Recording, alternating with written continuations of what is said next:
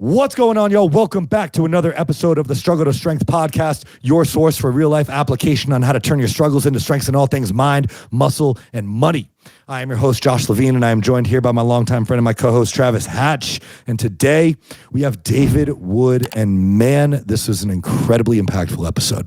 David is the epitome of struggle to strength and has endured massive struggle throughout his life. Everything from fracturing his spine in a paragliding accident, witnessing the death of his sister at age 7. He's battled anxiety, depression, and so much more. And this is essentially just an ultimate self-help episode. So we cover how to quickly take action to improve your life with even the smallest of steps and conquer fears that are truly holding you back from achieving the greatness that you know is inside of you. So before we get into it, we ask that if you do love this episode, please give us 5 stars on Apple or a follow on Spotify. Share us on your socials. You can find me at Josh Levine Fitness and Travis at Travis Hawks Media. Links are in the show notes, and keep an eye on the links because David has a great offer for you guys down there. That's it. Stay tuned for an incredibly impactful conversation with David Wood. We will see you inside.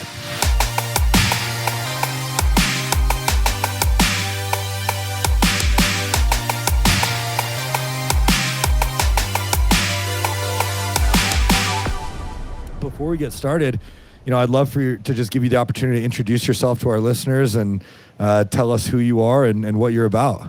Right on. Well, I started life very left-brained. That's how I grew up. I had a tragedy as a kid. I watched my little sister get killed, and I found out later in life that what I'd done is shut down my emotions, and I just really developed the left brain. So I got good with numbers and systems and money, got paid to go to college, and that was at a time when college was free. So instead of debts, I was actually getting paid. So I was very privileged, and then I got a transfer to New York and got to consult to Sony Music and Ford and Exxon, and I thought I had it made until someone said, why don't you go and do this personal growth program? And even though they all wore name tags and they smiled way too much, I thought, I'm just going to get in and get out. I don't want to be one of these self-help junkies. Well, famous last words. They cracked my cynicism, they cracked my heart open, and they helped me realize that while I had some really valuable skills, I knew nothing about intimacy, true vulnerability, transparency, authenticity, how to really connect with people, influence, and lead people. I knew nothing about that. So the first half of my life was about numbers, systems, and money, and the second has been more about the really good stuff, the stuff that makes life really worth living. So now I'm a bit of an unusual coach. I don't just coach people on money. If that's all you want, you really should go and find someone else, because there are lots of coaches that'll do that. I'll work on the money and the time off, but then we get to the good stuff. Like, how are you showing up in life? Are you playing for real? Are you giving it everything so that on your deathbed you can say, I played full out and not have regrets? That's what really juices me. Mm-hmm. That's fascinating. And it's interesting, at a time when I'd say myself as well, the past few years, I've been diving a little bit deeper into who I am, exploring more shadow work, more therapy, and a lot of routes to learn more about myself so that I can fulfill more than just my pockets and my finances. So I guess I'm very interested in this. Did you realize that you were missing something before you went down this self-development journey and before you were introduced to these people? No, I had no idea. That's the weird thing. We don't know what we don't know. Mm-hmm. So to me, life was just going along fine. I mean, I wasn't happy in my marriage. I knew that was going on. And someone said, actually, they said, your wife should do this course. She could learn responsibility. And I thought, that's a great idea. Let's change her. And, but the more I heard about it, the more I thought, you know what, I should just at least go and check this out. Worst case, I lose 3 days of my life and like $500. And it was a process of learning, oh my God, there's this and there's this. And then this is what happens when you share those things you're embarrassed about. And then this is what happens when you complete relationships that were incomplete, like people I hated and people I didn't want to ever see again in my life. I would call them and complete. And it was just such an incredible journey that I think that's what led me to coaching. I wanted to be able to share that and be a guide for others who want to break out of their patterns and find how life can be richer. And when you were learning about these things, this is something that I feel like I've struggled with a little bit myself. Did you ever feel, I don't know if bad or sorry is the right word to use here, and I still haven't been able to figure it out for myself, but I felt, as I've learned more about myself, I'm like, man, I really wish I had done this sooner, and I almost felt like I was left out. Did you experience any of that? Oh yeah, I did the Landmark Forum at the age of 27, 26 or 27. And I think if I'd done it 10 years earlier, say when I was 16 or 17, I'd be a superhero. Because once you see all these new things, you can't go back. And you can't ever imagine going back and saying, I'd like to know less. I'd like to be less aware of my patterns, less aware of how to connect with people. No, I wish I'd done it earlier. Yeah. And I think I definitely wish that I had known to do it early. But like you said, we don't know what we don't know. I think this kind of comes along to everybody at a time in their life when it's most needed. Do you feel like most people that come to you at this point know that they need something, or do they come to you for some sort of self-development, whether maybe it used to be just finances, and you're opening up this box to them and showing them what life can really be all about? Yeah, that's a really good question. I think some people, at least half, will come to me because there's something they want and they think I can help them get it. Like they want a double revenue. Maybe they want accountability. They know that I had one woman, she said, I want to work with you and I want to pay you for the year upfront. Because, so it was $25,000 to work with me for a year. And she said, I'm very successful. I just know there are things I could be doing and I should be doing that are going to have life be better and have my business be better. And without you, I'm not going to do those things. I know myself.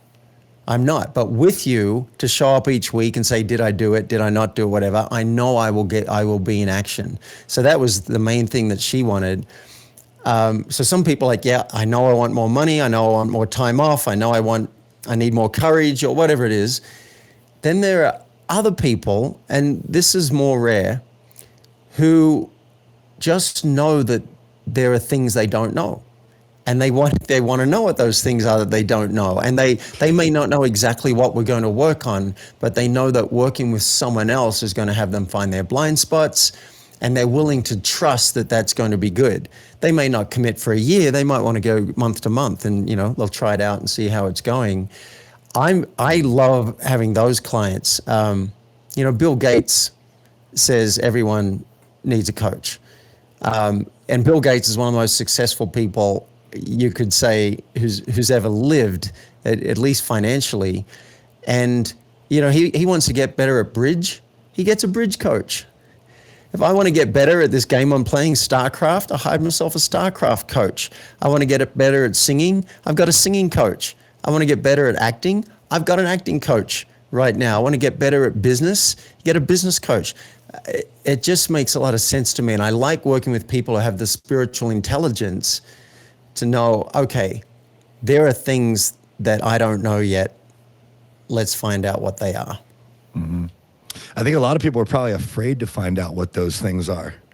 Well, yeah, I like that you brought that up. I've had this sneaking suspicion for some time that there are things that I know I should be doing, but I don't want to confront them. And if I start talking about it in my men's group or with my coach, I might have to do those things. So there's a part of me that's actually sabotaging me. And I was having a coaching session recently where I was being coached and we're talking about health. And I said, hang on a second. I already know this shit.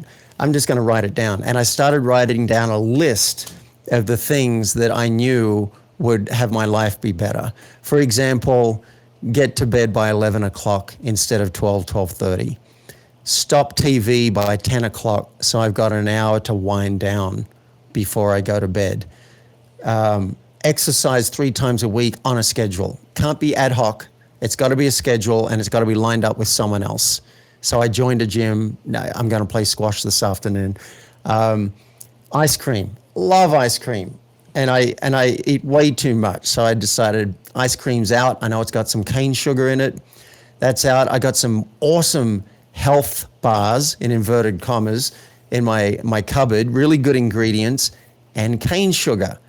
Now, I did not throw those out. I've decided to just test myself. And I think it's been 3 weeks now. I have not touched one. So, we often know what there is to do. And it's true. If you get a coach, it could be confronting because you're paying good money. So you're probably going to end up talking about the things that you already knew you should be doing. I had one client go through this, and I said, send me 5 things that you know would most likely improve your sleep. And then pick one and do it for 7 days. And he did. Within 20 minutes, he sent me the text. And I think the first one on the list was hydration, eight big glasses of water a day. And so that's what he's taken on for 7 days. If he likes it, at the end of 7 days, he'll probably roll it over to another 7 days and take on the next thing on the list, which I think is going to be reducing coffee to 1 cup in the morning versus 3 cups over the day, right? So yeah, it's confronting sometimes, really looking at your life, because there might be things you've wanted to slide on for some time. And I respect that. I got clients that are like, no, not ready to change that. Don't want to change it. Okay. The time comes, let me know. Yeah. We can lead you to water. Can't force you to drink it. But yeah, I don't do everything I'm supposed to do. God, no. But I do have, I as a coach, I believe in coaching, and I do have multiple coaches, because I know that where I want to be in my life requires some guidance, because I have a tendency to self-sabotage. So I do believe in coaching. And I think a lot of people, like you have mentioned, would really benefit from it. Not everyone's willing to invest in themselves, the time, the money, the effort. What do you say to those people? You said it was a lack of resource I tracked, but I missed the resource. Yeah, so a lot of people are unwilling to invest in themselves, whether it's time, money, or effort. Yeah. What do you say to those people? Because scarcity mindset, people who may not feel as though they have the money or the funds to afford coaching. Yeah, well, I know it's going to get them better on the other side. Yeah, well, I have empathy for that, because I can relate. There are many times in my life where I feel scarce in time, or I feel scarce in money, and it doesn't make sense to invest in everything, right? You can't go and get great at everything. I like the process of working out what matters to me, and this is what I do with my clients. Like, what really matters? If you don't really care about doubling revenue, or you don't really care about creating an extra 10 hours in the week to spend with your kids, or going on vacation, or writing a book, or whatever it is, if there's nothing at stake that really matters, don't get a coach. If you don't want your relationships to be deeper, if you don't want to have 50% more energy, if there's nothing at stake, then what for? And particularly if you're just loving every part of your life. And I want to make room for that. You don't have to go and change just for the sake of change. But there are parts within most of us that want something, that want to be greater. We want more out of life. We want to suck the juice out of the orange. And I like helping people work out what are those things, and do they matter enough that you will put your hard-earned dollars towards it. I don't like parting with money. I really don't. I did this treatment program. It's an experimental program where they use a psychedelic drug on you, and then you undergo therapy, and here in Boulder. And I think that was details on that. Yeah, it's called ketamine assisted therapy. Oh, right. Yep. All right. I'm aware.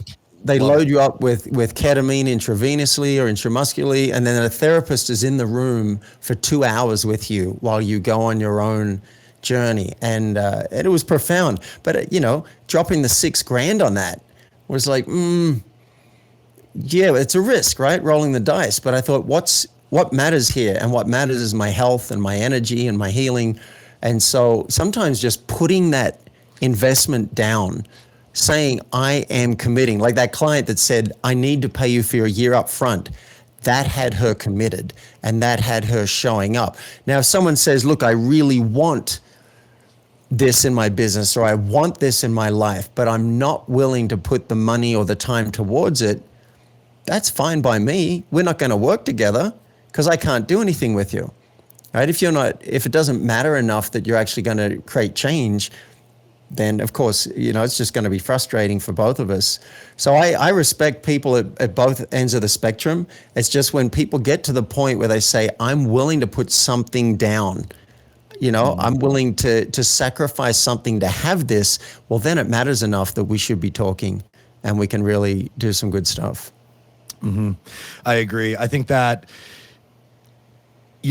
every now and then, the people who follow my social media will see this, that every now and then I give away coaching for free.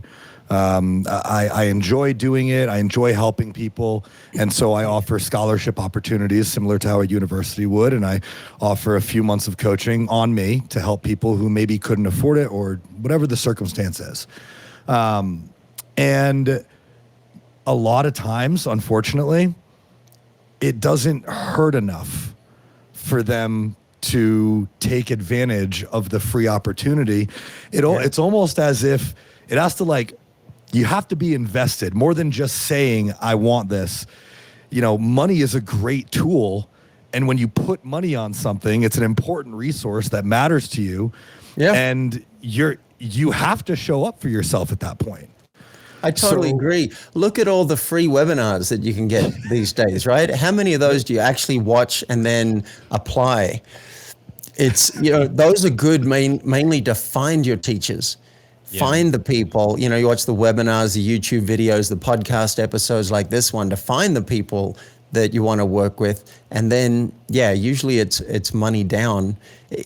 This singing coach that I'm working with, if it was all free, I don't know how I'd show up for it, but money's down. I'm going to get there. I just ordered the books. I got the CD coming.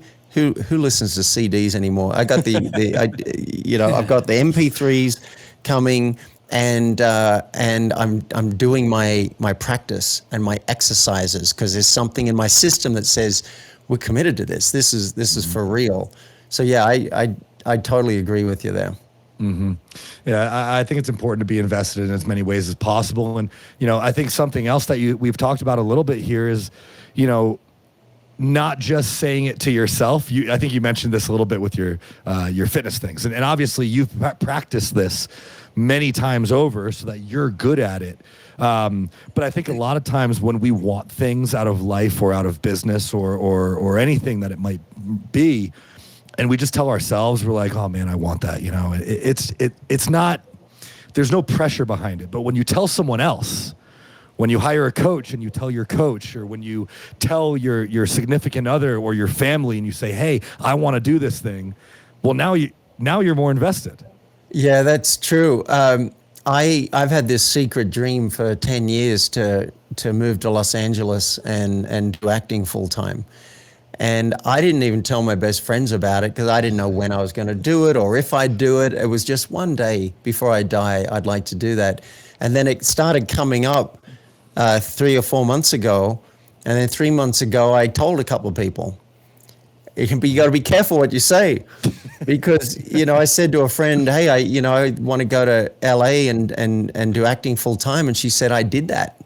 I did that once. And so then we got more into it. And she said, look, I'm going to an audition for a play. There's a local production of Dracula. Do you want to come with me and we'll read together? And if we get in it, we can carpool to Denver.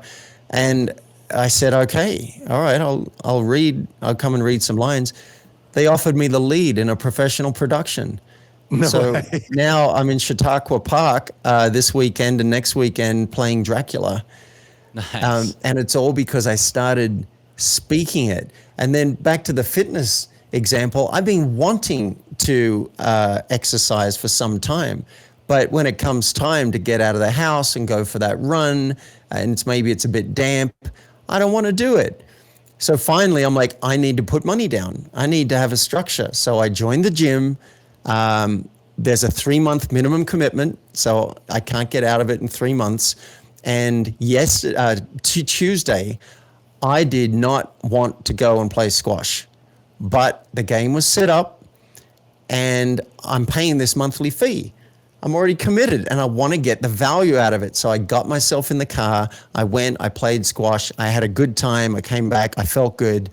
And it was the committing. It's like my friend Jason Gore is a great coach, runs a company called Newberg Gore Associates. And he talks about a forcing mechanism. You create a forcing mechanism in your life to have you show up and do something. So Saturday morning, 10 a.m., I've got a squash game scheduled with Bill. I've got to cancel on Bill if I don't go last minute, feel bad about that, jeopardize future games, and I'm not getting the value out of the membership because I worked it out. If I go 3 times a week, this is how much it's going to cost per game. That's really good value. But if I go once every 2 weeks, I'm wasting money. I don't want to waste money. So it's a forcing mechanism. This is actually a positive aspect, I think, of social media, and it's like a tool that I use social media for. Actually, is like speaking, kind of speaking it into existence, like using the fitness journey as an example. It's one thing to say to yourself, I'm going to lose 30 pounds or whatever, but if you post on social media like, hey, here I am, I'm starting my fitness journey, like it's it's like exactly what you're talking about. Like now everybody everybody that follows you, they know that you're doing this. And I've just found like when I do that stuff, like whatever I'm talking about on social media, those things happen more.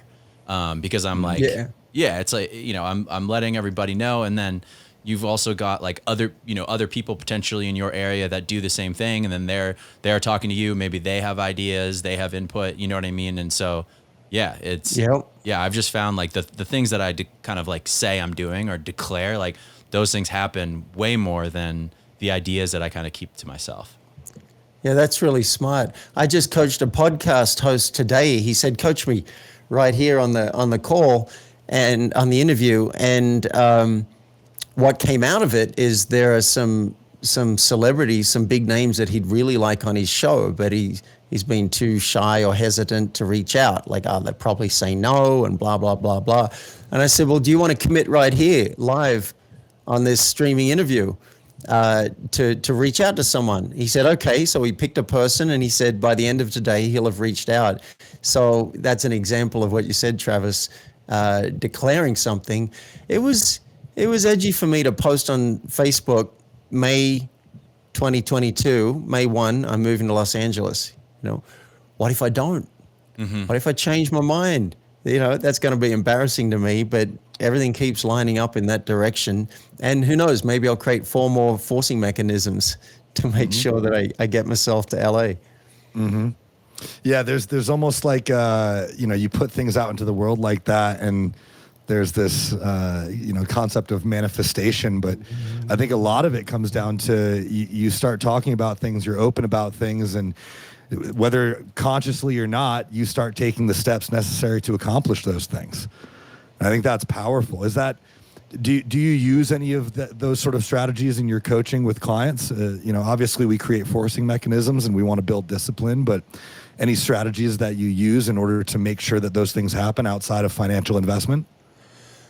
Well, not quite outside of financial investment, but something I've used with clients and with myself is having a consequence to doing what you said and a consequence to not doing what you said. So maybe if you do something, you get you get a massage at the end of the week if you hit the targets that you set. If you don't, and we would break goals into A goals and B goals. A B goal, you're just going to try for it. If you hit it, great. If you don't, doesn't matter, no consequence. But an A goal, if you're playing the A game, you must achieve exactly what you said by the due date, or you have to do something you don't want to do. And even something as simple as $5 to an ex-girlfriend or $5 to a politician you hate to their campaign would be an incredible motivator. I would find, if I didn't do my action plan by 2 o'clock Friday, that was one of my actions, is do my action plan for the next week. If I didn't get it done, then $5 to an ex-girlfriend, and she's not even someone that I dislike. It was just knowing that $5 was on the line, I would do it. And here's what would happen. The first week I'd miss it and I'd have to pay $5, and I didn't like that experience. So the next week I blocked off time in my calendar. And then that worked for a couple of weeks. And then once I missed it, so now I set an alarm. All right, there's an alarm, and then another alarm goes off 20 minutes before the final deadline just to check. I've got one last chance to do it. Boy, did I get that thing done like clockwork. And then in that weekly action plan, I might have other A goals. The lessons that come out of it are extraordinary. So one client learned he can't wait till the last minute. If he waits till the last minute, other things might come in. He might find it takes longer than he thought, and boom, he failed. $5 to Trump's re-election campaign. And his wife wanted to kill him. So he's like, well, damn, I got to change how I do this. So he blocked off time earlier in the week and then put some checkpoints in to make sure that he was on track and it didn't all creep up on him. Another lesson that came out of that was, if you're relying on other people, you've got to let them know that something's riding on this. So I might say, look, I promised my coach that I get a draft by Tuesday morning. So can you get this guaranteed to me by Monday? And so I put in fail safes and checks and balances so that, I've still got a couple of days if they didn't do it, but I'm going to ride that person. I need to have this or I'm not going to meet this, and I'm going to break my promise to my coach, and I'm unwilling to do that. And now they know, oh, this really matters. Okay, this might sound woo-woo. It really is magic.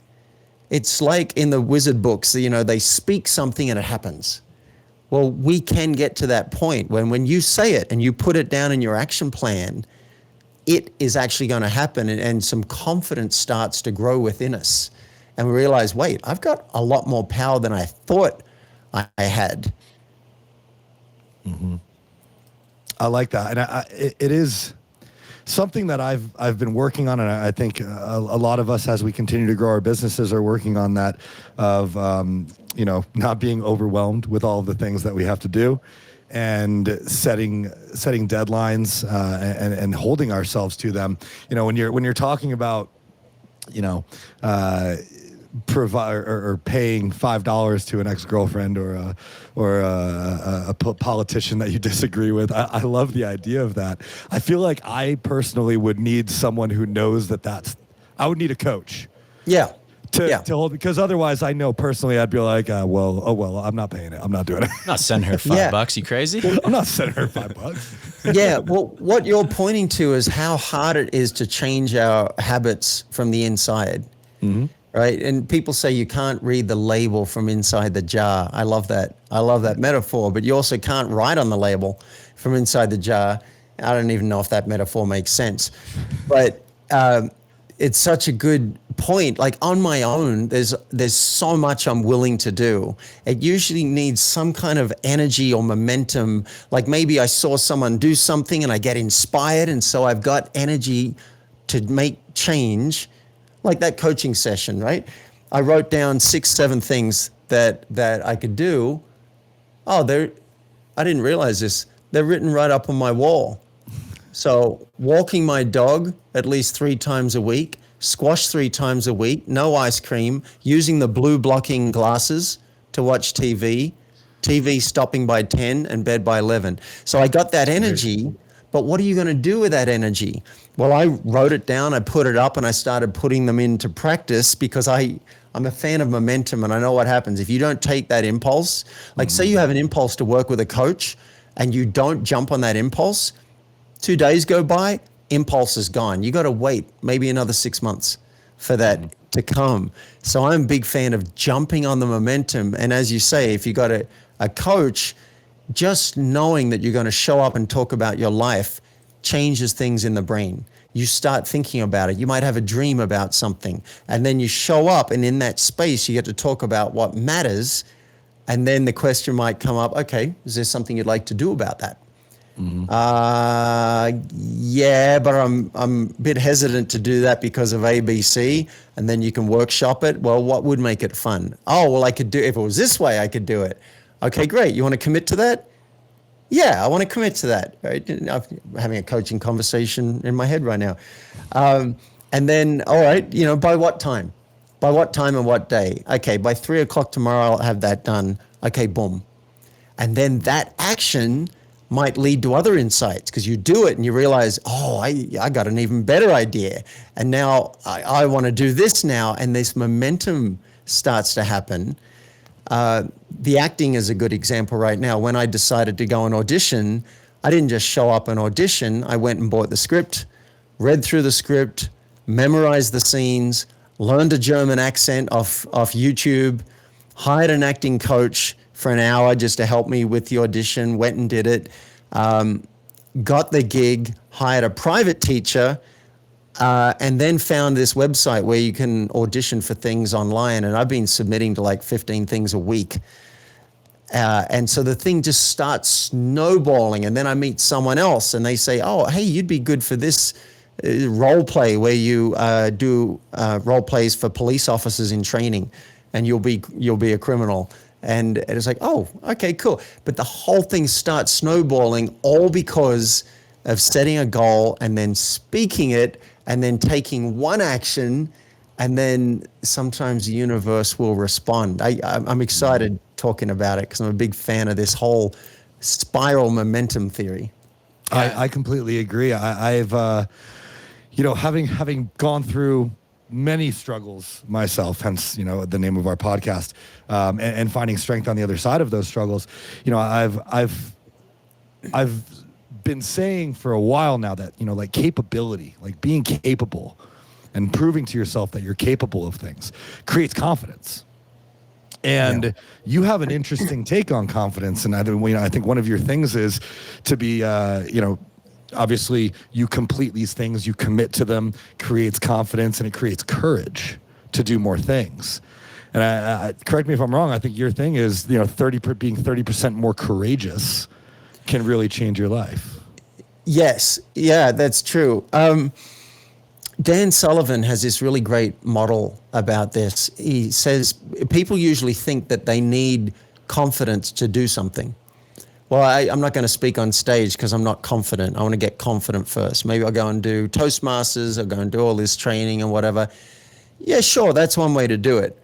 But the other way to do it is to realize that anything new you do, anything that's a little scary, you're probably not very good at it, right? So you want to start playing the flute, or now I'm singing, and I'd like to go and sing at an open mic sometime. It doesn't take confidence to do that. It takes courage. You have to be willing to suck, be willing to be humble, be willing to start as a beginner.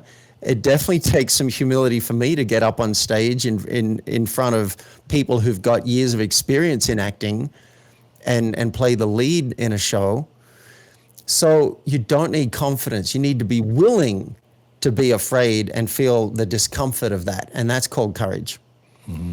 And then when you do that, so I did 5 weeks of rehearsal for Dracula, and then we did a dress rehearsal in front of a live audience who did not buy tickets. That was terrifying. Then we did it out on the mountain in Chautauqua Park in front of a paying audience. That was terrifying. I'd done all the practice, but what if, because of my nerves, I forget my lines or something? It was bothering me. Now I've got 8 shows under my belt. 9, actually. And so now I've got confidence.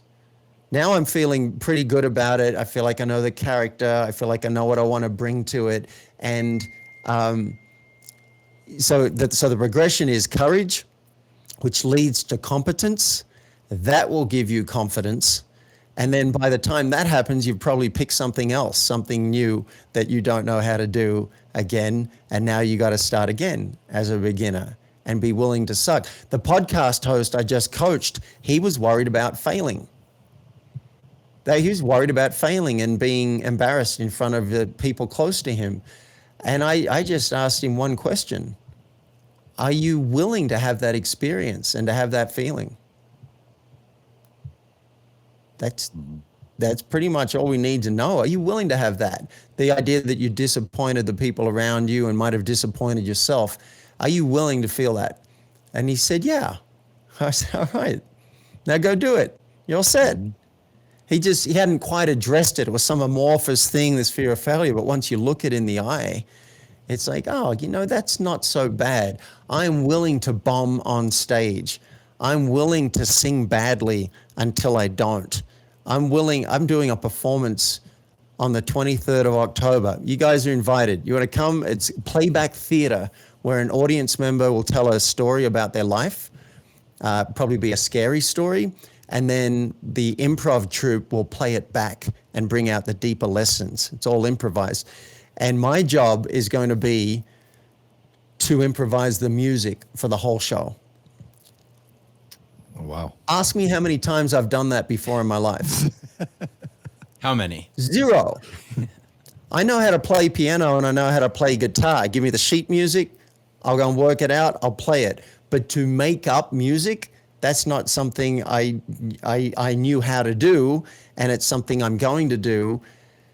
It's going to be pretty damn scary, but after 10 performances, I'll probably start to get pretty good at it, and then I'll have some confidence, and it's going to be a lot easier. That's really cool. I like that. And yeah, I mean, to go through life without doing things that scare you, you're going to be pretty, I don't know if boring is the right word to use, but I think it's hard to go through life without doing things that scare you, especially as you're a kid. You're doing new things all the time. Yeah. And as a kid, I think often it is, oh, I'll try this, I'll try this, I'll try that. And then as we get older, it's like, but I might suck at that, and I'm not going to be good at that, and that's going to be awkward. Why is that? Like, why does that change? Well, I don't know. The idea that came to me is that as a kid, we haven't been beaten down yet. We haven't felt embarrassment. We haven't been shamed enough yet. We haven't had other people say, you looked really stupid doing that. When I was 5 years old, I went and did a play. That was the only play I did before this one, was when I was 5. Now I'm 53. And I did it in front of the whole school. And my line was, ooh, a trapdoor. And I didn't want to do it really big, but the teacher kept coaching me to do it bigger and bigger. And finally, when I did it, I did this huge line, ooh, a trapdoor. And kids I'd never met, and I was in the youngest year, so I was like 5 years old. There were kids up to like 12 in the school. They'd come past me and stop me in the playground and go, ooh, a trapdoor. Now, I thought they were making fun of me. Maybe they weren't. Maybe they were having fun with me. But that's how I took it. So did I do a play after that? Not for 40-something years. So we have these experiences where it's like, oh, maybe I shouldn't speak up. Maybe I shouldn't go for it. Oh, my parents are telling me I'm too loud in the restaurant. Blah, blah, blah, blah, blah. Until we get to the point where we just don't want to have some of those feelings that we had before. Mm-hmm. And what I want to encourage for myself and my clients and for all our listeners is to find where your edge is. Find those things that you would really love to do, and it's only fear that's stopping you. And it's not always easy to find these things because the mind will hide them from us. But find those things and lean into those fears and say, you know what, as an adult, I can deliberately practice being uncomfortable and stretching myself and maybe get back towards how it was when I was 4 or 5 and I was just going for it. And I'm asking those clients to work with me. I'm asking that celebrity for an endorsement. I'm going and speaking on stage to these people because this is a topic that matters to me. Let's get back to that. Mm-hmm. I think that's powerful. And it makes a lot of sense that, as we continue to progress in our careers, in our business, and in our personal lives, a lot of these things come up, and your example of was perfect. You had an experience when you were a child, and that stayed with you. And in order for us to be able to overcome that fear that has been built into us because of that experience, we might have to do a little bit of digging, and we might have to try really hard to overcome. Because I know personally myself, with past traumas or with things that have just been ingrained in my life ever since I was a child, you get close to those things and there's this little voice in your brain that's like, oh, remember? It's like, remember what happened when you were 5 and the kids we thought were making fun of you, And it's hard to work through those things on your own. Is this stuff that you help your clients work through, or is this things that, is like a separate therapy type thing? It depends what it is. I mean, I don't usually go deep into the past, and I don't do hypnosis, and, we're not going to really dwell on the feelings. Then again, I had one client who was diagnosed with cancer and was very scared about what was happening. And I did a session with her and her partner. And she initially came to me for business coaching. It was one of the best sessions of my whole year. It was just holding space for them. They had some tears, I had some tears, and I was with them in what they were feeling. And then I said, all right, so I know this is a bit scary and this isn't what you ordered. What are you going to do with this information? Given that your life expectancy is more uncertain than most of your friends, what are you going to do with that? What game do you want to play? And by the end of the session, she was starting to generate and look at, what am I going to do? And then she wrote to me a couple of months later and said, this diagnosis was the best thing that ever happened to me. So I don't do therapy. And there are times when I might say, like say someone's really quite depressed, we might try a few things and see if they pop out. And if they don't, I might be, why don't you go and work with someone who's really trained in this? I'm a huge fan of therapy. Last time I talked to a therapist was an hour ago. Just had a quick check-in about how I was doing, what's going on. And sometimes I'll have therapy ongoingly, and sometimes I'll just book a session when there's something that's really distressing me. I had some anxiety attacks. I've dealt with anxiety and depression for 20-something years, and I had something going on in my life that was triggering me. And I said to my therapist, I need some help. I don't know how to deal with this. And he was amazing. He showed me some of the physiology that was involved and why my body was doing that, and how I can disconnect from the content and just practice because my mind always wants to think its way out of things. That's my thing. And he said, this is not something you can think your way out of. Your brain is actually being hijacked and is looping in service of the animal brain. And I was like, oh my God, that's fascinating. I can't think my way out of something. All right, I believe you. I'm sold. And so the next time it happened, I didn't get worried about the worry. I was like, okay, I know what's happening now. This is fine.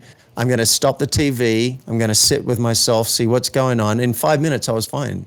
So I'm a big fan of therapy. I don't try and get into there, but that doesn't mean that there can't be very deep emotions that come up. I've often got clients crying during calls, and I think that's beautiful. It took me years to learn how to cry and welcome tears. So now I'm a big fan of all of it. Yeah, I think it's a work in progress for a lot of people, and it's hard, it's challenging, and it's scary for a lot of people. But I don't know. In my opinion, I think that, like you mentioned earlier in this conversation, if you truly want something and you can commit to it, then you're going to have to do things that are scary. And Yep. It might seem, I think you have a concept of like real daring and getting outside of your comfort zone and not playing it safe. All of these things apply to get to where you want to be. You just have to learn how to get through them. I think it leads to a better life. I had regret. I still have regret from the things I didn't do. Mm-hmm. I have regret that as a kid, I didn't stand up to one of the bullies and just punch him on the nose and take a beating. I wish I'd done that just once. I regret not asking the girls out that I was attracted to and like to see what might have happened if I'd done that. And so regret can be a powerful motivator, and it's motivated me to lean into what I'm afraid of, because I don't like that feeling of playing small. And I think that's a big reason why I coach today, is because I don't want anyone to be on their deathbed and say, what if I'd asked for more of what I wanted? What if I'd said no to the things that didn't really work for me? What if I got rid of all my tolerations? What if I confessed even when I was scared that I would really lose something valuable to me? What if I told the truth which would put my job on the line or my relationship on the line? I think these are the things, from my imagination and from the people I've talked to and from reading about death and the deathbed. Mark Twain said, 20 years from now, we will regret more the things we didn't do than the things we did do. And so let's not be wondering what if. Let's actually go for it. And then, you'll take some knocks. You're going to scrape your knee. You're going to be embarrassed. You're going to feel awkward. You might go, oh, that was a horrible experience. I don't really want to do that again. Or you might say, damn, I'm really so proud of myself that I tried and that I went for it. I didn't get what I wanted, but I went for it and I was not left wondering what if. Mm-hmm. Or, wow, look, I got what I wanted. One thing I've been wanting for years is to connect with Alan Alda, who's one of my favorite actors from the series MASH. And just love that guy. And finally, after years of thinking about it, I was daydreaming a speech in my head, and then it just started coming up about going for what you want. And I thought, God, how can I give this speech if I'm not doing this with Alan? So I went and did some research. Because here's a great question, listeners, that you can ask yourself if there's something seems scary to you. What's one step I'd be willing to take in that direction? That's all, one step. And I thought, well, one step is I'd be willing to do 15 minutes of research. So I sat down, set a timer, 15 minutes, went on, found an interview about Alan, read some of that, found he had a Patreon group where you pay $45 a month. And now you can join. One of the benefits is you get on a monthly Q&A Zoom call with him. I'm like, sign me up. And so I'm on that Zoom call, and the moderator said, does anyone have a question for Alan? Me. I do. I was the first one chosen. Alan, what would it take to get you on my podcast so we could talk about communication, which I know you're passionate about? And he didn't say no. He said, reach out to my producer and we'll see what we can do. And I'm still working it. It's been a few months now and I still haven't gotten a no. I've been like, yeah, feel free to keep reminding me. He's really busy, but I'm going to keep trying to get it in front of him. But now I don't have to wonder, what if? I feel so good. I've got a couple of friends. I don't use my phone much people don't call me anymore. They use Messenger and like that. But the odd friend that calls me, they hear Alan Alda's voice on my answering machine saying, David Wood can't come to the phone right now. And they're like, they laugh their ass off. They're like, how the hell do you have Alan Alda with a personal message on your answering machine? I said, I got my ways. But I don't have to wonder what if I'd ever reached out to Alan, right? I gave it a shot. I think that's amazing. And I'm glad you mentioned that, because my question was going to be, well, okay, we want these things out of our lives and some of them might be really scary. What are some things that we can do in order to help us overcome those fears, or at least start moving in the right direction? And I think that's a great question to ask yourself, is what is something that I could do to get me just a little bit closer? And, like you even said, research, it doesn't have to be very involved. It doesn't have to be a very big step, but any step is going to get you closer. And look where it got you now. This is amazing. Yeah. I mean, take the acting, for example. The first step would be, I'll tell 3 friends. All right. That could be the first step. Another step could be, I'm going to post it on Facebook and just say, hey, if you got any advice, ideas, let me know. Another step could be, I'm going to find a podcast. In fact, these are some things that I did. I'll find a podcast and start listening to actors speaking about the career of acting. So I start to learn the language and learn what I don't know. And then I thought, who do I know who's into acting? And I reached out to 3 friends and I said, would you have a phone call with me? I'll pick your brain. And one guy suggested a training school in LA. I can't do that training right now because I'm not there, but they have a Zoom call every 2 weeks. And so I got on that Zoom call and started asking my questions of the guy on the Zoom call. you can get, the first step, here's the first step, and I know we're going to wrap up in a few minutes, but the first step is to try and work out where your edge is. And again, the mind will hide this. So you can write down, what would I do if I was fearless? And you might have a circle for business, a circle for relationships, maybe a circle just for you. Actions in life might be swimming with dolphins, or I want to go and move to Brazil, or who knows what it is. That's the first step to build awareness. Then you might say, what 1, 2, or 3 things would I be willing to bite off this week? Are there any that I think could really make a difference to my life and I'm willing to do? And then once you know what those are, we can get to what you said, Josh. It's like, all right, well, there's the whole thing seems too scary. What's one step I could take in the direction of these things on my list? And you might find it's something that's not that hard at all. It might be asking a friend for advice. It might be reading a book on the topic. It might be listening to a Struggle to Strength podcast episode on the topic. To me, it doesn't matter what it is. What matters is that you find where your edge is, and then you decide which ones of these you're going to make movement towards, and then pick a step that feels doable to you. It doesn't have to be traumatic. You don't have to go and jump off the Himalayas with a paraglider strapped to your back and go over 10,000 feet, which I've done. I've done some crazy things. You don't have to do those. Find your edge. It might be asking someone out or telling your partner, hey, that thing we do in the bedroom, I'm not really that into it. Can we try something else instead? Maybe that'd be edgy for you. Or telling your kids something that you're embarrassed about so that they learn that they can speak about what they're embarrassed about too. Find your own edge. Mm-hmm.